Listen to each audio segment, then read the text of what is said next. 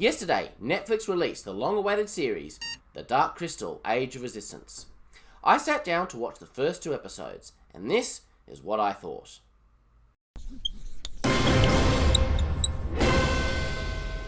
G'day, I'm Adam David Collins, the author of Jewel of the Stars.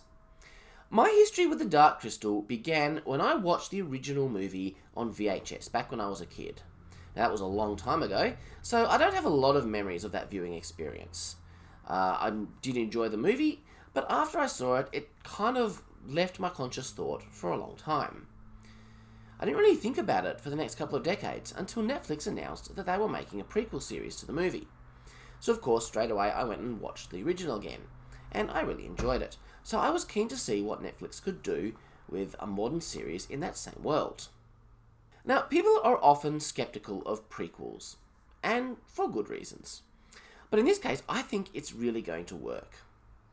The Dark Crystal really feels like the end of a story, and I think it probably always did. The pilot episode of Age of Resistance feels very much like the beginning of that same story. So the visuals are really spectacular. There are beautiful vistas in this show that rival the Lord of the Rings movies. Really impressive stuff. And of course, the puppetry is fantastic. I'm a fan of CG creatures. A puppet is never really going to give you quite the same degree of the subtle facial expressions that CG can give, in the acting, the performance of the creature. But when I went back and watched the whole series of Farscape recently, that really got me to appreciate practical puppetry. It really is quite an art form, and it can do some great stuff. And of course, the Jim Henson Company are fantastic at what they do. Now, I think puppets work especially well in this case, because there's no live-action humans. Now, next to a real breathing human being, a puppet can look a bit fake. But in this world, it's all puppets. So it gives that otherworldly feeling, which I just think was really good. And yeah, the puppetry, it was brilliant in this case. They did some Gelfling characters which were elderly, which we haven't seen before. And you get like the little kind of folds in the chin that you often see as people get older and their skin kind of sags and gets wrinkly. And yeah, some great attention to detail in the puppets. Absolutely top notch. Now, this series draws on existing familiar creatures, and this of course brings feelings of nostalgia and familiarity, rooting you back in that same world. But the creators of the show are also adding their own new creatures, which of course means they're getting to exercise their own imaginations. For example, when the Skeksis set off on a journey, you see some characters riding on the back of Landstriders. But then next to them, they've got this chariot, and these creatures are kind of like giant slaters. The little bugs that roll up into a ball. They kind of lodge themselves in this thing, and they kind of roll to serve as wheels. And that's really quite imaginative. And it's the same with the characters. So we've got some old favourites from the movies, like the Skeksis, and we've also got some new characters, which are also pretty cool. It's good to see that the Chamberlain is still up to the same old scheming. He really is a snivelling, selfish character, and those traits come out even more in the series. The Dark Crystal established a world that was full of wonder and delight, and this show deepens and broadens that world. The show treats the world as a planet. It's orbiting 3 suns. Have they read the 3-body problem? That could be an issue. Anyway. And we get confirmation that the Skeksis, and therefore the Mystics, are not from this world. So essentially that makes them aliens. I'd love to know where they came from and exactly how they came to be on Thra.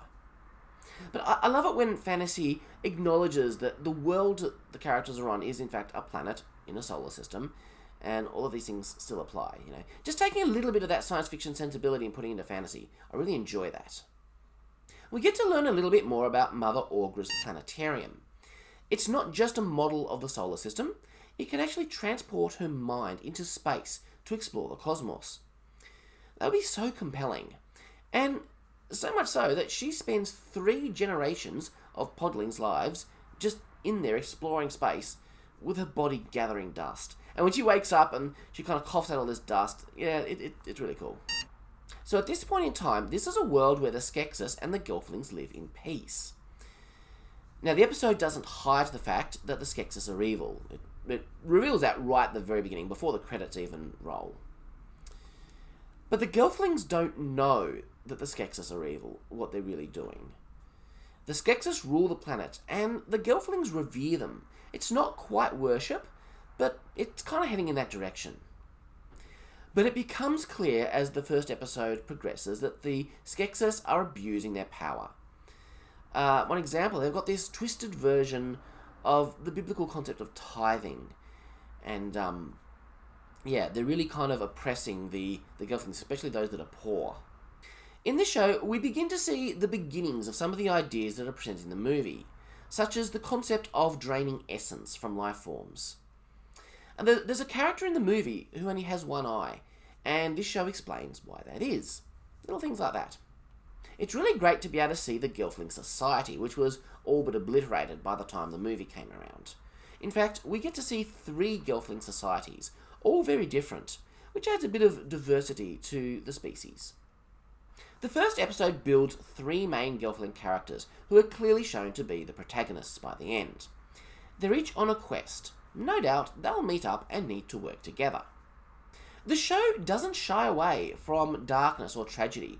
It goes to some pretty dark places, and it deals with some serious stuff, some serious emotion. Despite this being puppets, they take this seriously, and I love it when stories take themselves seriously. And this is not to say that there isn't humour. There's some quite outlandish kind of gross humour in the tradition of Farscape. There's this one Skeksis has obviously got hay fever or a cold or something, constantly blowing its nose, and just the snot, and it's really gross. The set design on this show is amazing. There are some familiar sets that we saw in the movie, and they look pretty much identical. They always looked great. But then some of the new set designs, just fantastic artistry in this. The library, I love the library. Maybe I'm biased because I love books, but that's a great set. It looks fantastic. The show has a great cast lineup. I was surprised to see names like Simon Pegg, Mark Hamill, Jason Isaacs, and Shazad Latif from Star Trek Discovery, and Sigourney Weaver in the credits. The series comes across as more epic in scope than the movie did. We've got a more vast world to explore, we've got a larger cast of characters, and being a series, it can really take the time to develop those characters a lot more.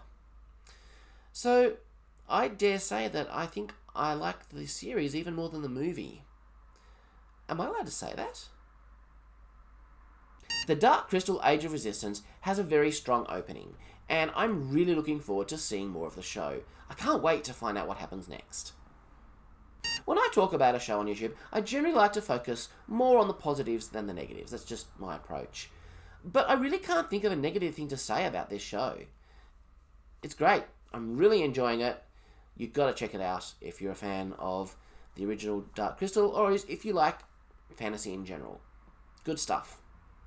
Over the course of the month, I do a number of different kinds of videos. I'll do a book review, some kind of TV or movie related content like this, some writing videos or talking about my own books, and then I do my monthly news bulletin for works of sci-fi and fantasy created by Christian authors.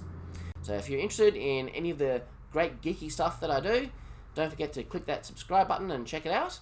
And if you want a free space opera story, you can go to adamdavidcollins.com/free and pick up my story, The Fall of the HMAS Adelaide. Catch you next time.